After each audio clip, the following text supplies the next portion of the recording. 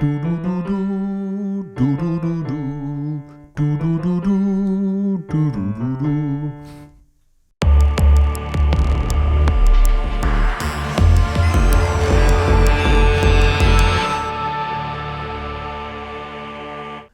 to you, my friend, wherever you may be in the world. Before we jump into today's video, this. If you want to keep a secret, you must also hide it from yourself. You will deny without regret. Take all the time you need. Forget what's in your heart, what's in your head. You will deny, you will forget. It's a new day. Victory Square. The track is called Thought Criminal, and it is from my brand new concept album called 1984, which is a concept album based on George Orwell's dystopian classic, and it is a follow-up to last year's release, which was my Dark Society album. You can click in the link in the description below for more details, where you can find the digital and the streaming version.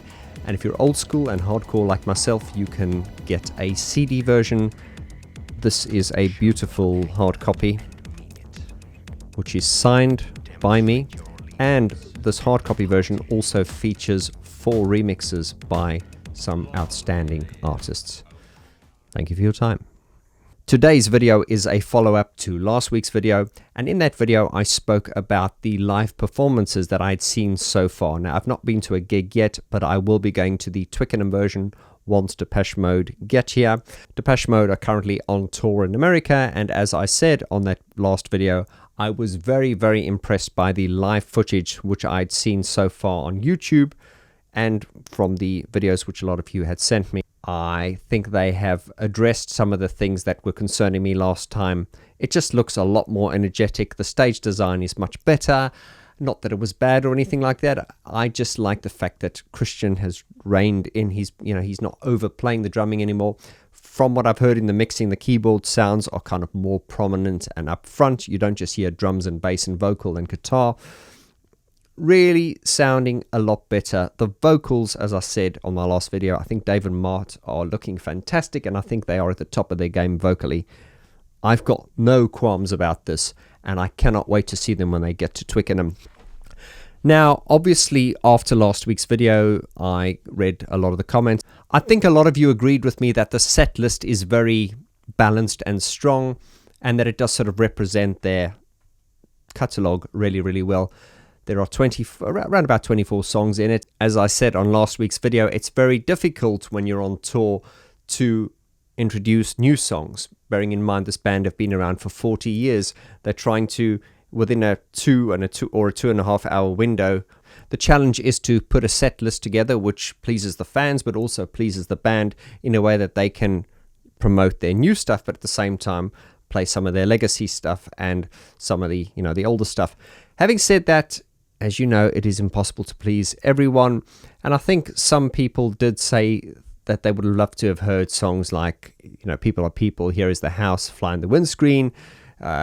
Someone said, oh, Vaughn, there was nothing from the Some Great Reward album. I actually noticed I don't think there was much from the last 3 albums as well. I don't think there was actually anything from the last album. Anyway, I think the set list is good.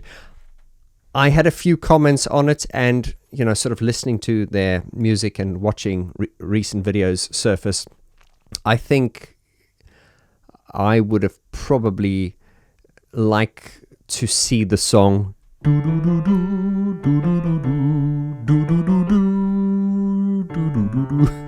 A Pain That I'm Used To.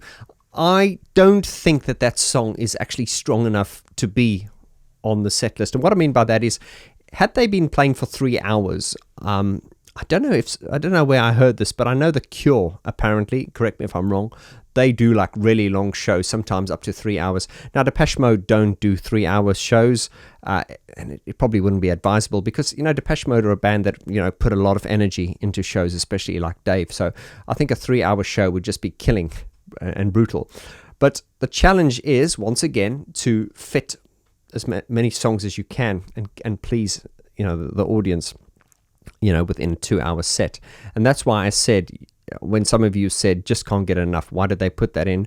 I said I'm glad they put it in, because that is a song that we all loved at one point, and it is pretty irritating now, but you could see Dave was having a great time while singing that song, and it just made the fans smile. And once again, I also said that it sends a message that we respect our fans, and we're not too cool to perform the song. But I would personally lose the A Pain That I'm Used To version. I like the song A Pain That I'm Used To. I just, as I said before, I don't like this rendition, this do-do-do-do. It just sounds very un-Depeche Mode. It sounds very, very cabaret. And I really feel the only reason they're doing it is, it's probably because it's kind of like an up-tempo kind of song. And, a lot of Depeche Mode songs aren't very up-tempo. Some of them are quite slow. So I think, so far as a performance element goes, I think it's a fun song to perform, because I think it's where Peter Gordino gets to pick up his bass. I can just imagine Peter Gordino being like, well, this is the part of the set where I play bass. In every set, there is the acoustic set where Martin and I play some songs on the piano. But of course, this is the part where I pick up the bass and rock out. Okay, that was a terrible Peter Gordino impersonation. I don't know where that came from. But I think that is really what it is. I think it's just his chance to play bass. And I'm like, look, man, if you want to play bass, just learn another song. I don't think that this rendition of that song is strong enough or worthy of a Depeche Mode set that is only comprises of 24 songs. You may disagree. I also said last time that I was not disappointed, but I would have liked to have seen them use different backing tracks. I thought it was a little bit lazy, Depeche Mode production team. I thought it was a little bit lazy that they used the same backing tracks as the last tour. And this made me think of, just slightly digressing a bit, Devotional. I mean, Devotional to me was probably one of the most outstanding live shows ever. And what I loved about that was every song in Devotional, if you listen to it, they were all kind of reprogrammed from scratch in order to fit in with the current sound, which was Songs of Faith and Devotion at that time. I mean, I'm thinking of Fly on the Windscreen, and I loved how every song had like this deep sub bass, and of course every song had the fundamental sounds, for each song. But I liked that everything was kind of brought up to date and in line with their current sound. Now, had they adopted this approach now as what they did back then, it would have meant that every song now would be brought in line with a sort of Memento Mori sound. And that wasn't the case. So I found it a bit lazy that they were using the same sort of backing tracks from the last tour. Like, for instance, Everything Counts. And the backing track was great. I like that. And I guess you could say, Vaughn, if it's not broken, don't fix it.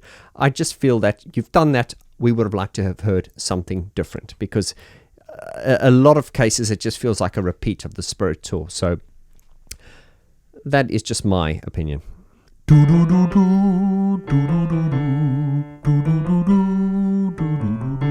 Please lose that version. It's lame. Please. So within every show where you have about 20 to 24 songs, you have to include your new material, your legacy material, but then again, there are those songs which I call non-negotiables. They have to be played, and it's always songs typically like Stripped, Enjoy the Silence, Personal Jesus, and Never Let Me Down Again. Those are kind of the ones that have to be played, and I've said this before, and it's probably a bit of an unpopular opinion. Hey, I'm not scared to speak my mind, as you know. I wouldn't detest if they just ditched Personal Jesus.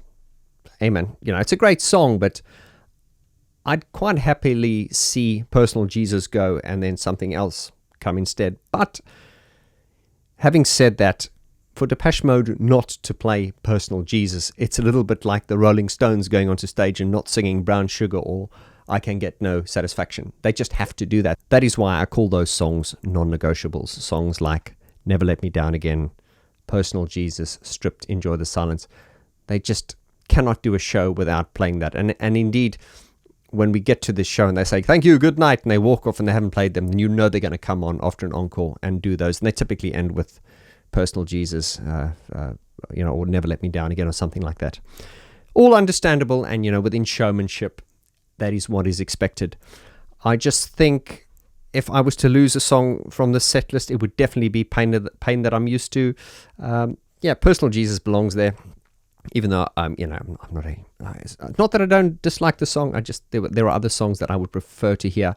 Also, the song Wrong. I've never been big on Wrong. It's a good song, of course it is, but if I had my way, I could quite happily see them lose that. Personal opinion, of course.